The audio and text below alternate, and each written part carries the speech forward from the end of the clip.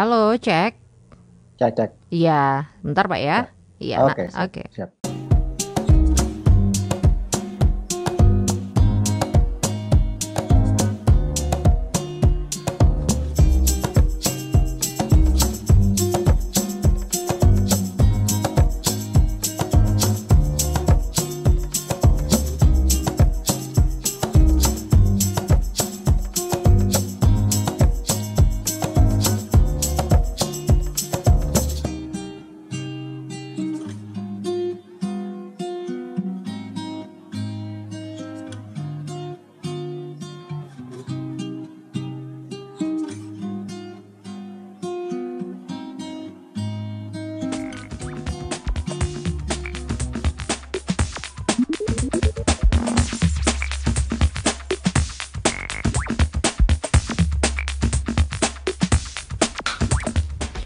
Sembilan 95,2 Pro 2 RRI Madiun, suara kreativitas. Selamat siang sahabat kreatif. Masih sama aku Madaristu sampai nanti jam 11 kita sama-sama belajar di RRI Madiun. Siang hari ini kita akan belajar tentang TIK sahabat kreatif dengan topik pengelolaan dan pembelajaran berbasis TIK di masa pandemi.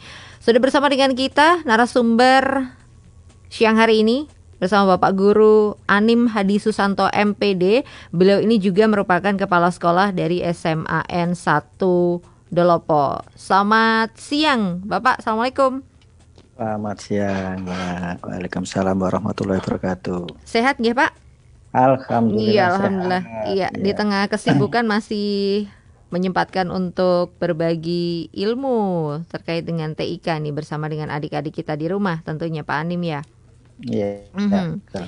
Ya, sahabat kreatif nanti juga bisa bergabung di 0811 369 7755 ataupun juga kamu bisa tinggalkan di kolom komentar Facebook. Kita saat ini juga live di Facebook akun Pro2 RRI Madiun.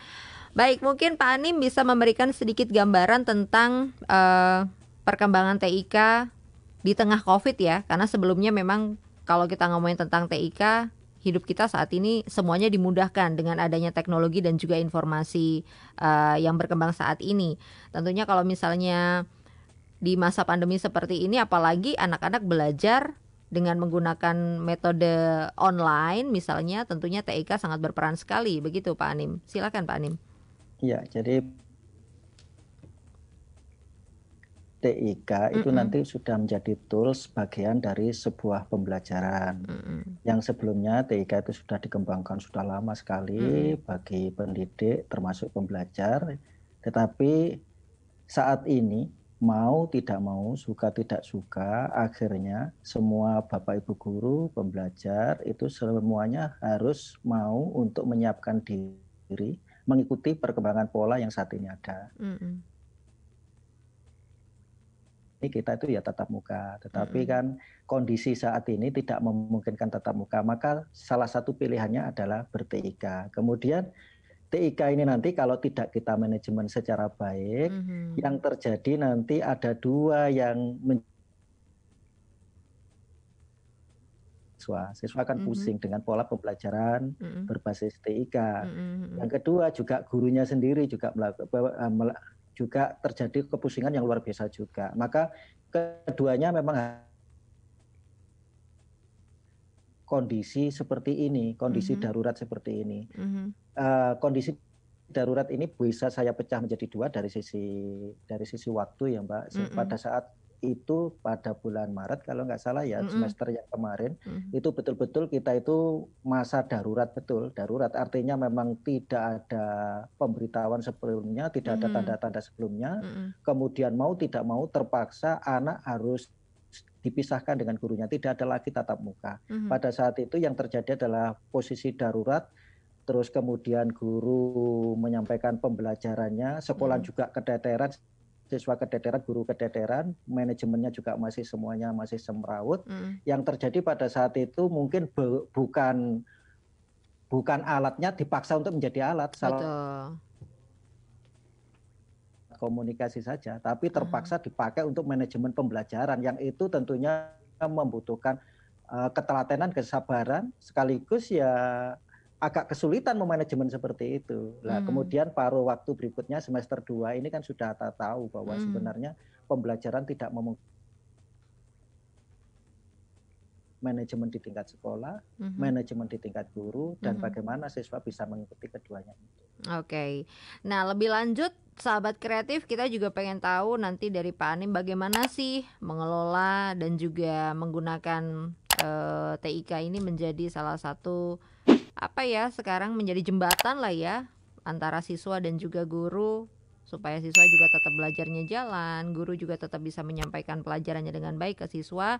Nanti kendalanya juga apa? Nanti pasti kita juga bakalan tanya ke Pak Anim ya. Tapi kita simak dulu yang satu ini Pak Anim, kita istirahat sejenak. Setelah yang satu ini kita masih akan belajar di RRI Madiun.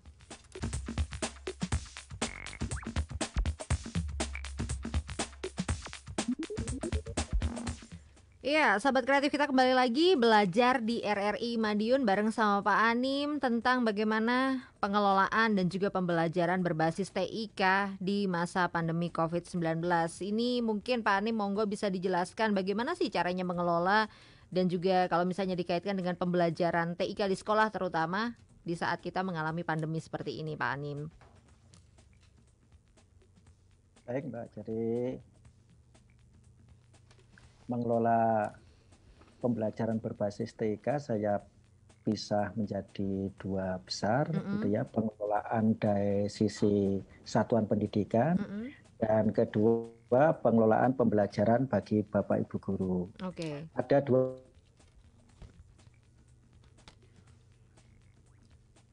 ya Pak Anim. Aplikasi yang sudah ada di luaran sana, yang sekolahan tidak perlu lagi membutuhkan sarana prasarana. Jadi bentuk-bentuk LMS yang sudah ada di luar sana. Contohnya saja misalkan kita menggunakan Google Classroom, Microsoft Teams, bisa menggunakan Synology, Edmodo, itu semuanya servernya sudah miliknya provider, miliknya orang lain begitu ya, yang punya aplikasi itu. Yang kedua, kita menyiapkan sendiri servernya, sehingga nanti semua proses alat pembelajarannya ada di sekolah. Ada beberapa keuntungan kerugian. Keuntungannya kalau kita menggunakan aplikasi yang sudah siap, sekolah tidak perlu lagi menyediakan infrastruktur. Jadi sekolah langsung siap, tinggal melatih gurunya saja untuk bisa menggunakan, misalkan saat ini yang paling ngetren menggunakan Google Classroom atau Microsoft Teams, misalkan seperti itu.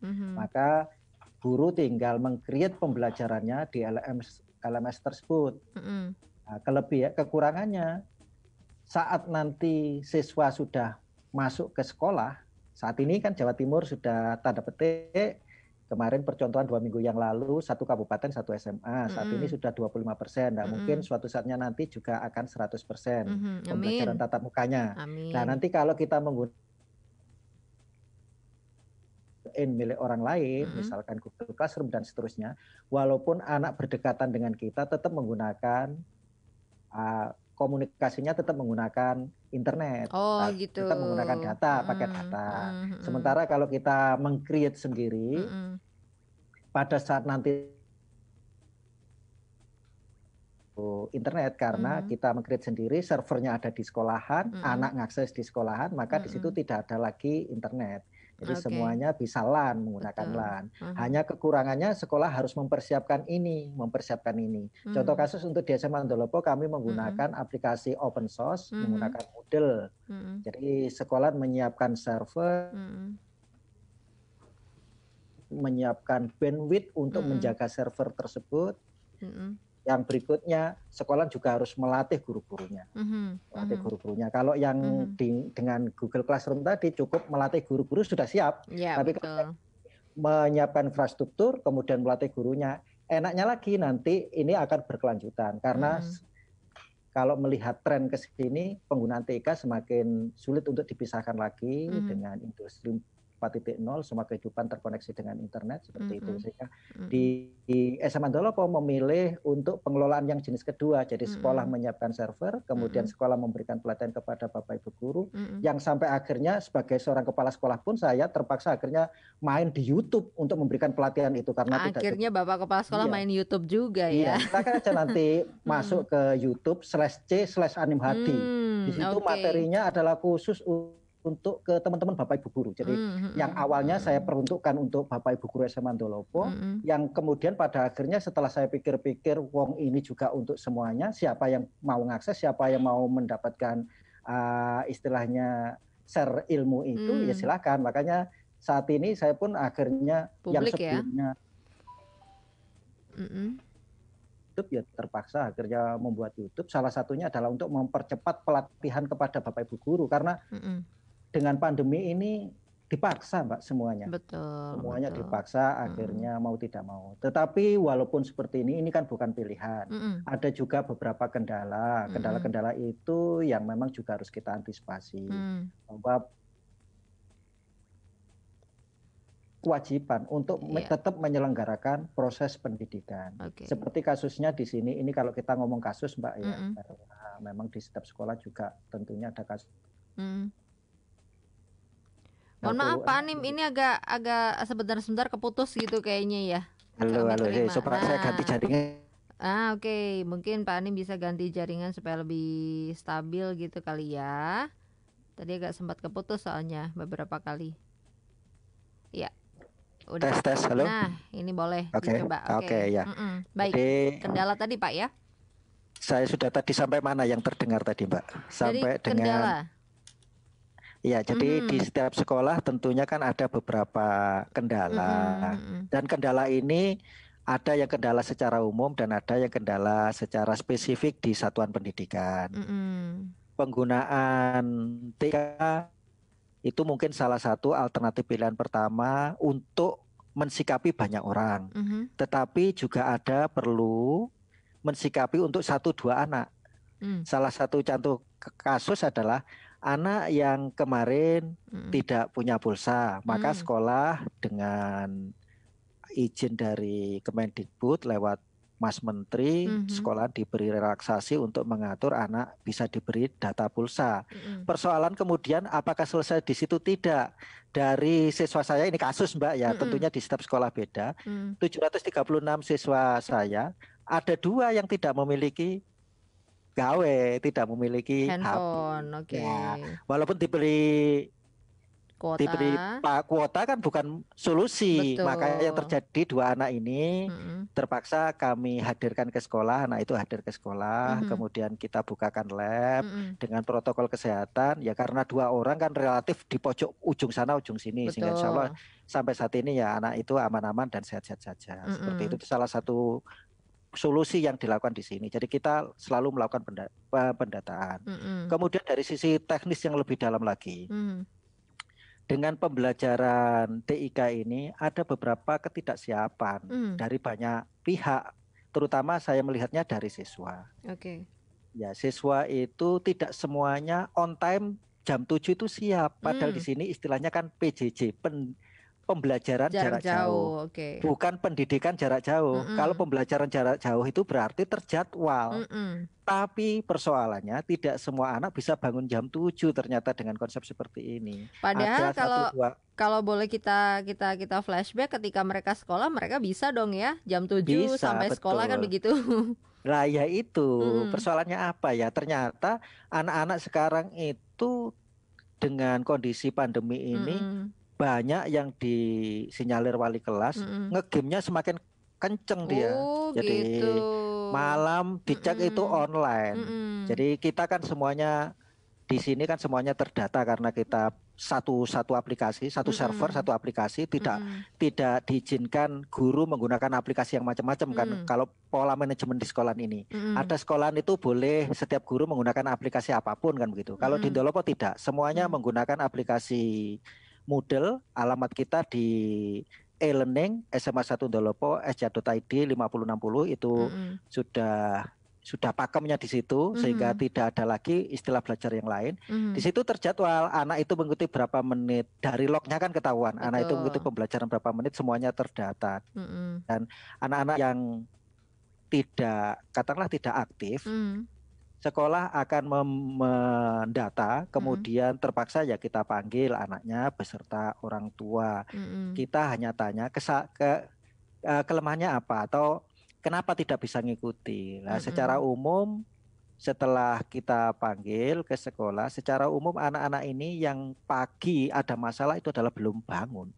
Karena ngegame semalaman gitu. Bisa jadi seperti itu. Terus ada juga yang memang daerahnya blank. Oke, sinyalnya nggak bagus. Sinyalnya nggak bagus lah.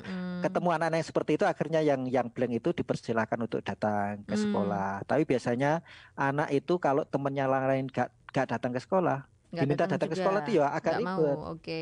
Iya, jadi 1-2 hari mau, tapi setelahnya itu kemudian pamit, Pak saya belajar di rumah bude saya saja. Oke. Berarti iya. Sejauh ini berarti pemahaman siswa-siswi mungkin Pak ya yang belum maksimal. Ibaratnya ketika mereka melakukan pembelajaran jarak jauh, mereka berpikirnya bahwa mereka bisa belajar apa namanya?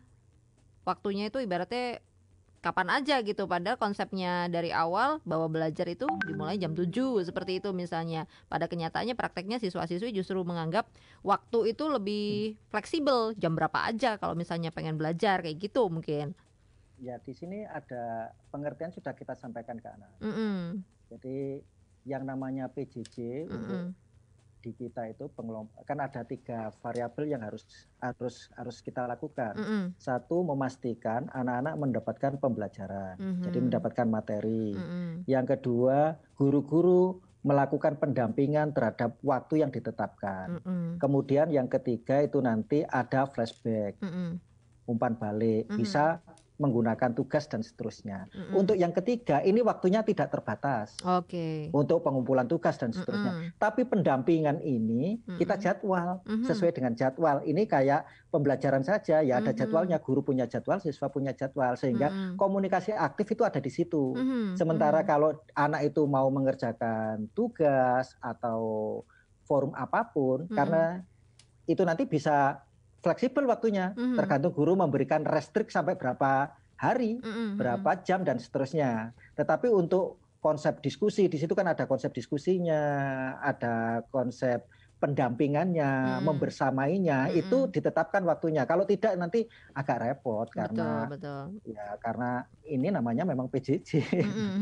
Berarti secara jadwal memang harus terstruktur juga ya Pak ya. Nah ini kalau misalnya tentang maksimalnya si anak ini belajar jarak jauh, Pak Anim sejauh ini sudah beberapa bulan ini melakukan pembelajaran jarak jauh.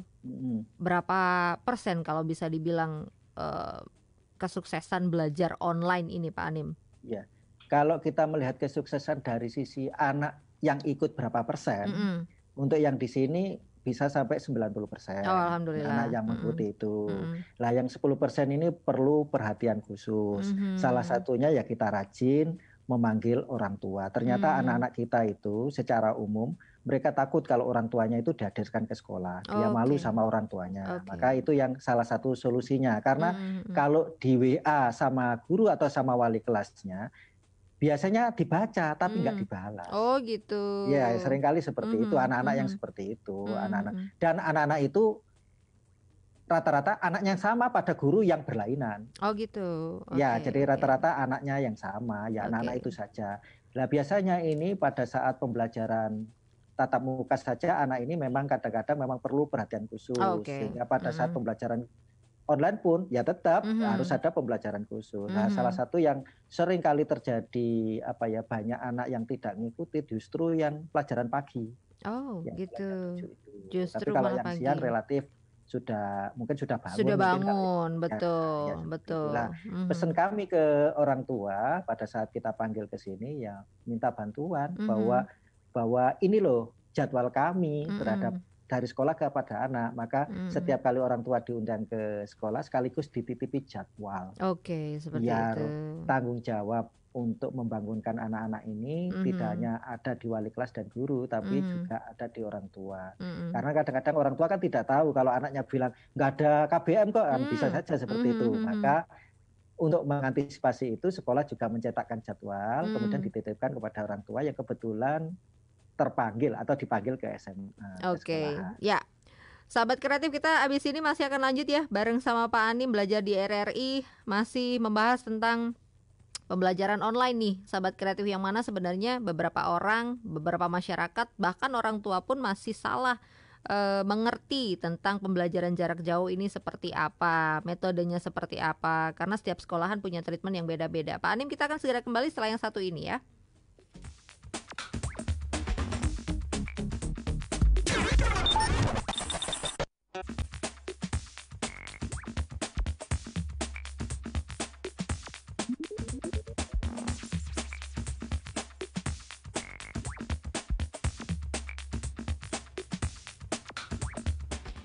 Iya, 95,2 Pro 2 RRI Madiun, Suara Kreativitas, bareng masih sama Pak Anim ya, masih bareng maksudnya. Iya Pak Anim, tentang TIK di tengah pandemi yang mana juga menuntut orang tua sekarang ikut campur nih dalam pembelajaran anak-anaknya, terutama ketika di rumah. Nah, ini relasi antara guru dan juga orang tua murid mau tidak mau harus bagus dong Pak Anim ya? Ya betul. Jadi selama ini yang kita coba kita lakukan, memang pada saat kita pembelajaran kita kelolanya dalam sebuah LMS, Learning Management System.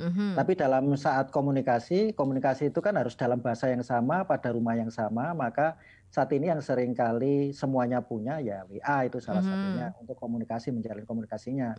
Tapi untuk manajemen pembelajarannya kita menggunakan LMS. Jadi memang saat ini untuk efektif dalam proses pembelajaran, mau tidak mau, suka tidak suka, ya salah satunya LMS. Jadi LMS kan tadi sudah saya sampaikan di depan, bisa saja sekolah meng-create sendiri, atau bisa jadi menggunakan LMS di dunia maya yang sudah ada, kayak Microsoft Teams, bisa menggunakan Google Classroom, dan seterusnya. Karena saat ini banyak yang menganggap LMS itu rumit, akhirnya menggunakan hanya WA dalam pembelajaran. Apakah nggak bisa? Sebenarnya sih bisa-bisa saja. Karena proses pembelajaran daring itu kan ada 3 komponen tadi yang saya sampaikan. Harus ada materi yang tersampaikan ke anak. Jadi ada proses nulis di sana. Kemudian ada membersamai. Kemudian ada umpan balik. Sebenarnya dengan WA, kalau misalkan sekolah terpaksa tidak mampu melakukan itu, misalkan di SD atau SMP tidak mampu menyiapkan infrastrukturnya, dan kemudian tidak ada waktu untuk melatih Bapak Ibu gurunya untuk menggunakan LMS, dengan WA pun bisa. Tapi itu ibaratnya petani, kemana-mana hanya membawa sabit. Iya. Jadi misalkan mau mengalirkan air yang semestinya di situ menggunakan pacul, cangkul, terpaksa menggunakan arit kan, menggunakan sabit kan. Apakah bisa? Ya bisa tapi kurang efektif. Termasuk WA itu, kalau pemberian materinya lewat WA bisa nggak? Oh bisa. Membersamai anak-anak, bisakah dengan WA? Bisa. Umpan baliknya dengan WA bisa nggak? Bisa. Tapi yang menjadi persoalan kemudian, misalkan guru mengajar 12 kelas misalkan. Kelas ini misalkan mengumpulkan tugas, ini miliknya siapa, kelasnya siapa, itu saja sudah menjadi pekerjaan tersendiri kalau menggunakan WA. Tapi kalau LMS kan semuanya nanti sudah terkumpul. Oh ini kelas ini siapa dan seterusnya. Sehingga tidak perlu pusing. Dan nanti di akhir pembelajaran kan tetap harus ada evaluasi. Kalau menggunakan WA relatif, kalau gurunya telaten sih bisa-bisa saja. Tapi itu butuh orang yang pinter kalau saya mengatakan. Jadi kalau pembelajaran dengan daring menggunakan WA itu justru dibutuhkan guru yang pinter dan telaten. Bagaimana manajemennya. Tapi kalau dengan LMS memang itu aplikasi sudah dibuat untuk seperti itu. Jadi relatif semua guru pasti bisa. Nah, kalau kita menyinggung tentang LMS, kemudian aplikasi-aplikasi yang sudah Bapak sebutkan tadi, otomatis kaitannya dengan penyampaian materi nih Pak. Nah, ini ada pertanyaan dari Mas Ajar nih, Pak Anim. Ini katanya semoga optimalisasi TIK mampu sebagai penjembatan pembelajaran di tengah pandemi. evaluasi berkala dalam proses pembelajaran serta optimalisasi kemampuan pendidik. Nah, ini pertanyaannya adalah bagaimana solusi evaluasi pelaksanaan ketercapaian materi? Katanya salam dari Igi Madiun, Pak Anim. Ya, ya salam balik untuk Mas Ketua, itu Ketua Umumnya Igi Madiun, Mas Fajar. Ya, jadi optimalisasi penggunaan IT itu memang bisa sangat produktif di saat dipegang oleh orang yang memang betul-betul tahu dan bisa cara menggunakannya. Karena kemarin saya juga sedih juga mendapatkan kabar, kemudian ada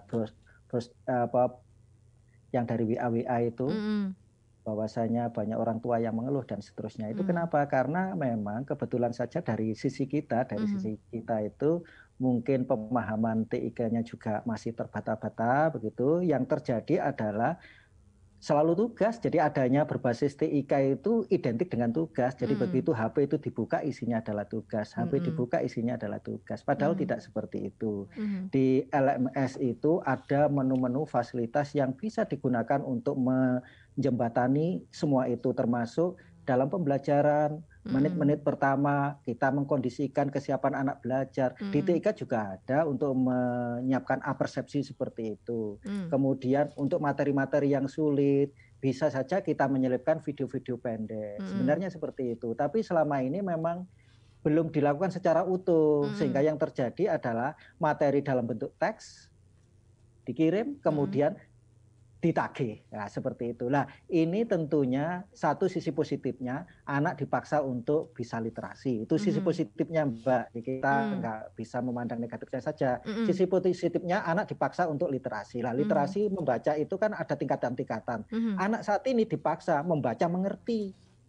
Tidak hanya sekedar membaca. Jadi yang dibutuhkan saat ini adalah membaca mengerti. Siapa yang bisa sudah sampai taraf membaca mengerti, maka proses ini percepatannya luar biasa bagi anak-anak. Tapi berapa persen yang bisa seperti itu yang menjadi pertanyaan. Karena anak-anak masih dalam nuansa masih ngalem seperti dulu, harus dijelaskan satu-satu dan seterusnya. Lah ini yang proses. Makanya kalau kita ingat flashback zaman kita kuliah, semester 1 2 itu kan kita kaget luar biasa pada saat kuliah. Karena saat itu dosen memperlakukan aneh kepada kita.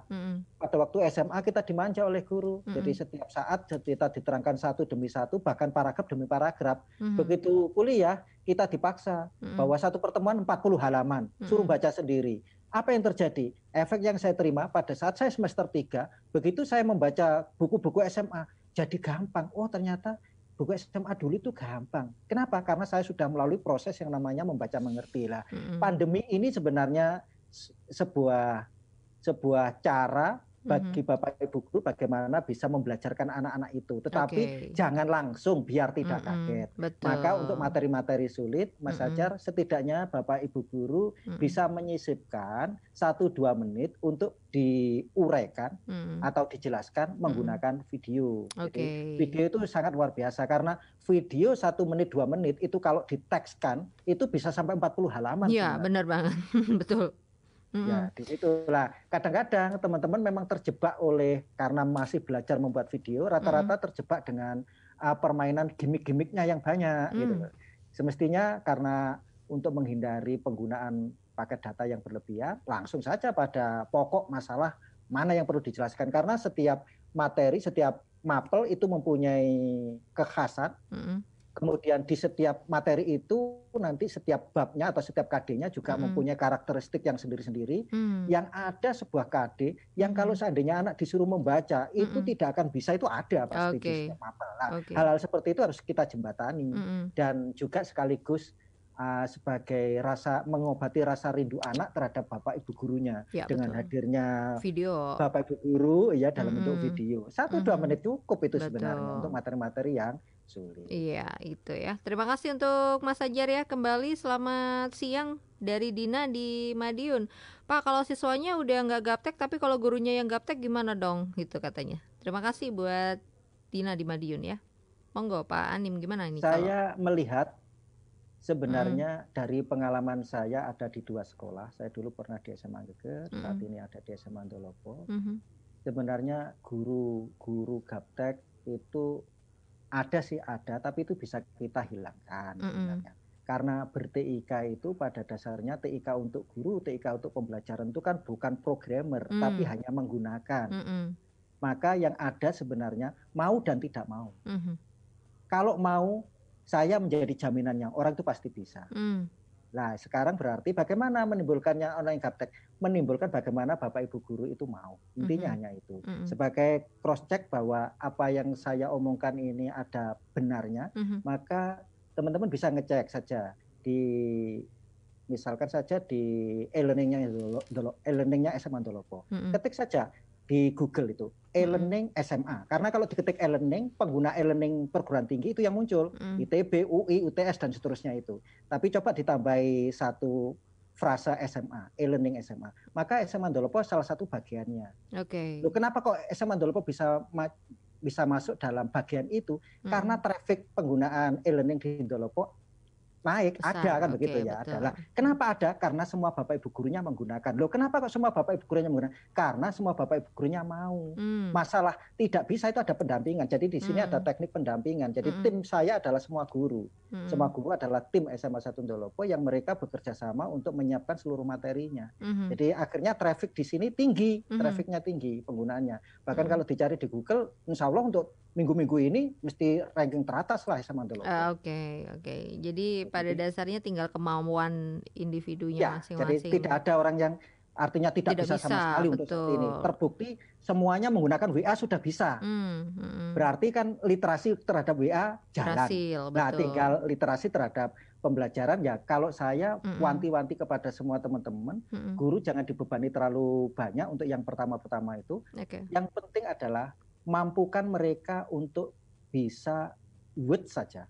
Word saja pertama Word, kemudian kalau sudah Word sudah lancar, kemudian nanti PowerPoint, sedikit Excel, ngeprint, sudah cukup itu untuk guru.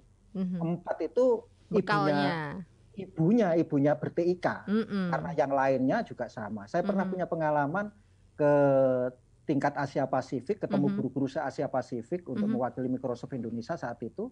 Rata-rata guru luar negeri juga tidak canggih amat dari sisi TIK. Mereka juga bisanya komputernya mereka hanya isi Windows sama Office, tidak mengenal yang lain. Tapi mereka memang bisa, Word itu bisa, Excel bisa, PowerPoint bisa. Itu. Yang membedakan itu. Bahkan kita hanya tinggal ini. Nah, selama ini seringkali di diri kita, para Bapak Ibu guru di sini, sukanya yang macam-macam, banyak yang disuka, tapi sedikit gitu. Word bisa sedikit, Corel bahkan bisa tapi sedikit, Photoshop bisa tapi sedikit. Nah, itu tidak menjual akhirnya.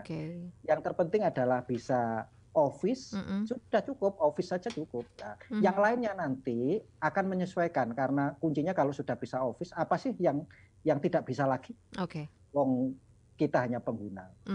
Begitu ya. Makasih ya Bu Adila di Madiun. Kemudian selamat siang buat Ayu yang ada di Barat. Pak, saya adalah salah satu guru SD di Barat. Bagaimana sih caranya membuat pelajaran online itu lebih menarik di mata siswa? Apalagi kalau anak-anak SD itu kan lebih suka game online daripada pelajaran online, katanya begitu. Ya, jadi sekarang kan banyak juga game-game online yang bisa kita create. Jadi gamenya mereka yang membuat, isinya kita yang isi. Ya, hal-hal seperti itu bisa saja nanti dipakai oleh guru-guru SD, termasuk bagaimana kita mencarikan web-web yang sudah tersedia, yang sifatnya game, itu bisa kita sampaikan ke anak-anak, seperti itu. Tapi memang ya rata-rata kadang-kadang kita itu terlalu bebas menyerahkan materi itu kepada anak. Misalkan contoh, sebagai guru kemudian silakan di googling saja, itu nggak boleh dalam pembelajaran TIK. Jadi guru harus menunjukkan alamat yang pasti.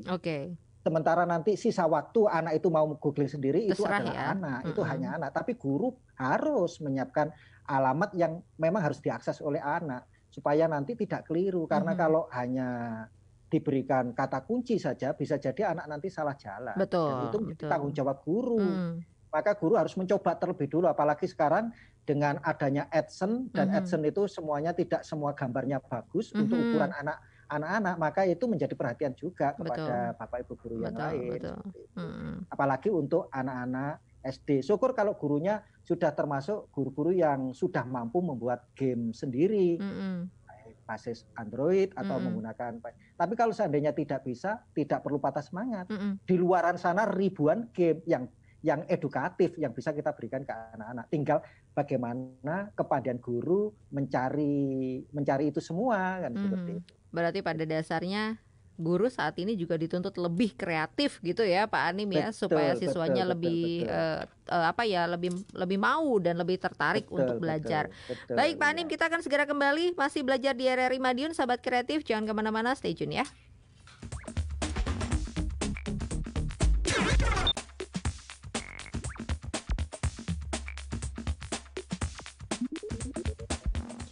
Iya, segmen terakhir sahabat kreatif belajar di RRI Madiun. Pak Ani, mungkin karena kita keterbatasan waktu ya, pengennya sih ngobrol banyak tentang TIK, karena ngomongin tentang teknologi dan juga informatika ini, informasi maksudnya sangat menarik sekali. Jadi mungkin Pak Ani bisa memberikan closing statement terutama untuk guru-guru, untuk siswa-siswa, karena kita masih dalam kondisi pandemi, bagaimana cara kita supaya tetap semangat menjalankan yang namanya pembelajaran jarak jauh ini Pak Anim. Iya Mbak, jadi secara umum kalau untuk Bapak Ibu guru, jadi memang yang namanya pembelajaran itu kan harus dua arah, ada guru dan ada siswa. Saat ini jalur penghubungnya adalah TIK, sehingga mau tidak mau, suka tidak suka, memang Bapak Ibu guru saat ini dituntut untuk bisa meng-create pembelajaran basisnya basis TIK. Setelah ini nanti ada tugas baru lagi Bapak Ibu guru. Setelah kemarin sebelumnya kita itu tatap muka murni, kemudian kita minggu-minggu terakhir pandemi itu ada istilah daring murni. Nah setelah ini nanti ada fase di mana kita juga ada daring dan ada fase luring tatap muka. Di sini justru sebenarnya yang menjadi pemikiran saya yang daring dan luring jadi satu kesatuan ini Mbak, yang ini perlu kita siapkan. Jadi kalau ini nanti tidak kita siapkan, maka anak-anak nanti akan terjadi shock di dalam pembelajaran. Karena tidak ada sinkronisasi antara pada waktu dia belajar di rumah dan kemudian pembelajaran tatap muka. Karena tatap muka yang sekarang di new normal itu kan tidak seperti tatap muka pada waktu sebelumnya. Artinya waktunya itu pendek. Kemudian ada yang menggunakan pola penerapan karena ini nanti kita hanya diberi 50%, berarti tidak bisa kita itu tiap hari tatap muka. Maka yang terjadi adalah separuh tatap muka, waktu anak separuh tatap muka, separuh daring. Nah, pada saat membelajarkan ini nanti jangan sampai kita terjebak dengan pada saat di rumah ya daring, pada saat di sekolah ya luring. Kalau ini yang terjadi, maka terjadi sesuatu yang luar biasa di anak, tabrakan yang luar biasa dari sisi konsep, dari sisi cara belajar. Maka saat ini sebenarnya kita dari sisi guru harus mulai belajar apa sih blended learning, mencampurkan keduanya sehingga itu nanti perjalanan anak dalam belajar smooth, tidak terjadi hentakan. Jadi nanti anak yang di rumah dan anak yang di sekolah itu nanti tetap akan posisinya, materinya sama, terus yang diterima konsep dengan konsepnya akan sama. Nah itu akan terjadi apabila pada saat ini teman-teman guru sudah menyiapkan e-learning itu atau pembelajaran yang daringnya itu sudah sampai seluruh KD yang mau diajarkan dalam semester ini sudah selesai. Materinya sudah dibuat di e-learning. Masalah dibukanya kapan itu nanti pada saat kita daring online-nya itu yang kita mainkan. Nah di sini pada saat nanti anak itu ketemu luring di sekolah, itu sebenarnya penjelasannya terkait dengan daring yang di rumah. Oh, baik. Sehingga itu nanti yang dibahas seperti itu, sehingga nanti yang terjadi tidak terjadi lompatan. Tapi kalau ini nanti tidak kita belajarkan mulai sekarang, anak-anak nanti menjadi ya bagaimanapun juga yang menerima kondisi ini yang terbanyak adalah dari sisi psikologi sana. Psikologi sana jangan sampai kaget, karena kalau kita hanya membelajarkan betul-betul daring, terpisah dengan luring, maka proses pembelajaran ini nanti akan sulit dicapai dari sisi evaluasinya. Maka ini nanti memang semuanya harus belajar, terutama Bapak Ibu guru, bagaimana membelajarkan campuran keduanya. Campuran itu diartikan bukan saat ini daring berikutnya luring, tapi bagaimana mengblend, mencampur keduanya, sehingga nanti tidak terjadi hentakan dari sisi anak. Saya berharap karena Bapak Ibu guru itu semuanya adalah pembelajar sejati, untuk belajar ini saya pikir Bapak Ibu guru tidak ada yang lelah dalam belajar. Saya berpikiran positif saja, kita semua dari sisi Bapak Ibu guru dan termasuk semua stakeholder sekolah semuanya siap untuk menghadapi masa percampuran saat ini antara daring dan dan juga luring. luring. Oke, ya Itu, baik. dan mudah-mudahan anak-anak kita tetap selalu diberi kekuatan dan kita Kesehatan, semua betul. dalam kondisi prima sehat. Amin, Seperti amin. itu Mbak Iya, harapan kita. Jadi iya. tetap pembelajaran ini penting, tapi Mm-mm. yang tidak boleh kita lupakan adalah kesehatan guru dan Oke. anak, kesehatan kita semua. Ya, Seperti itu. baik. Semoga juga harapan-harapan dari Pak Anim bisa terwujud dan semuanya harus yang terkait juga bisa bekerja sama dengan baik begitu Pak Anim ya, sehingga feedbacknya juga bagus. Baik, terima kasih Pak Anim sudah hadir bareng sama kita belajar di RRI Madiun untuk edisi hari ini. Semoga nanti next kita bisa ketemu lagi dengan topik yang lain, dengan pembelajaran yang lain. Sukses terus untuk SMA 1 Ndelopo, dan buat Pak Anim juga sehat-sehat selalu ya. Terima kasih untuk Pak Anim. Assalamualaikum, selamat siang. Waalaikumsalam warahmatullahi wabarakatuh.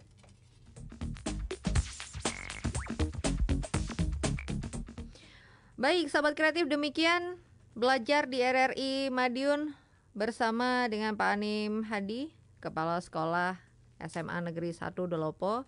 Dan siang hari ini kita juga sudah membahas tentang TIK ya, yang mana juga banyak sekali aspek yang terkait sana kemari. Ketemu lagi belajar di RRI Madiun besok jam 10 pagi. Habis ini bakalan ada Kania yang temenin kamu sampai pukul 18 waktu Indonesia Barat. Aku Madari Supamit, dadah. What's going on? What you doing?